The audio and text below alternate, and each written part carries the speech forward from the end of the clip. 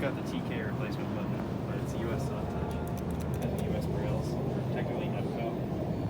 Dang. I think EPCO made US fixtures. Interesting. Oh, it reeks of hydro fluid. Yeah, that's for sure. It should be here. Let's hear that chime. Oh yeah. Classic. Oh yeah. Crazy colored kit. And here we are. It's got the original door open and close buttons, but the car buttons have been. Oh whoa. They get TK'd. That indicator is so flashy.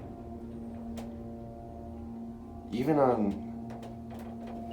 Now I know of one other soft touch. It's down by the In and Out Burger. Oh right. The Hyatt House.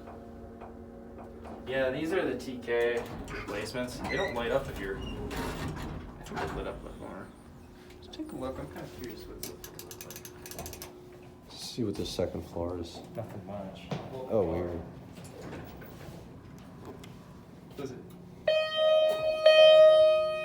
Oh my god, it's so loud. Yeah. Tip one. Let's get a picture.